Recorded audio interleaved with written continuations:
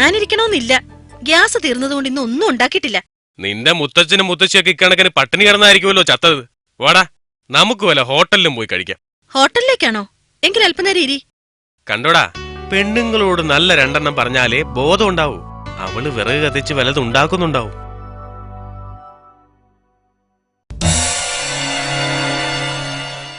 എന്നാ നമുക്ക് ഇറങ്ങാം.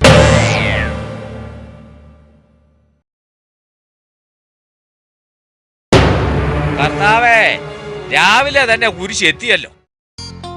ചേട്ടാ, എനിക്ക് 5 രൂപ കിട്ടിയല്ലോ. അച്ഛനെ സഹായിക്കുന്നതിനാ. മിടുക്കൻ. കുട്ടിക്കാലത്ത് തന്നെ വീട്ടുകാരെ സഹായിച്ചു പഠിക്കണം കേട്ടോ.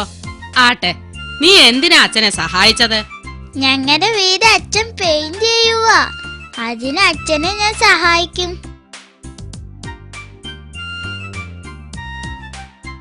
അത് ശരി, അച്ഛനെ സഹായിക്കുന്നെന്ന് പറഞ്ഞിട്ട് നീ ഇവിടെ വന്ന് കിടക്കുവാണോ? ഞാൻ അച്ഛനെ സഹായിച്ചുകൊണ്ടിരിക്കുവാ. നിന്റെ വീട്ടിൽ പെയിന്റ് അടിക്കുന്നതിന് ഇവിടെ കിടന്നാണോടാ നീ സഹായിക്കുന്നത്? അച്ഛൻ പെയിന്റ് അടിച്ച് തീരും വരെ ഇവിടെ വന്നിരിച്ചാനാ പറഞ്ഞത്. എന്നാ പിന്നെ നിനക്ക് ഞാൻ 10 രൂപ തന്നേക്കാം.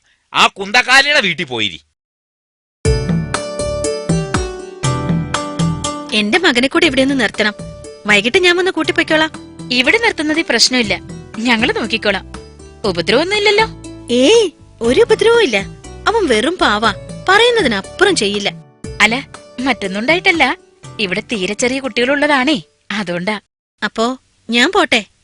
പിന്നെ അവൻ ചിലപ്പോ പുറത്തോട്ടിറങ്ങും, ഒന്ന് നോക്കിക്കോണേ. പുറത്തോട്ട് കയറാതിരുന്നാ മതി.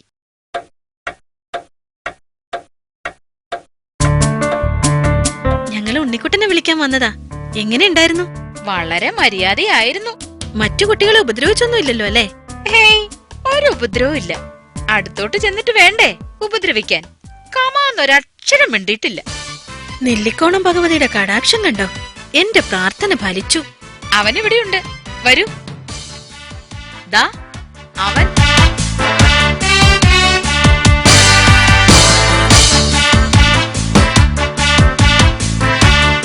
ഞങ്ങള് പല പണിയും നോക്കി, അവസാനം ഇതല്ലാതെ മറ്റൊരു മാർഗവും കണ്ടില്ല.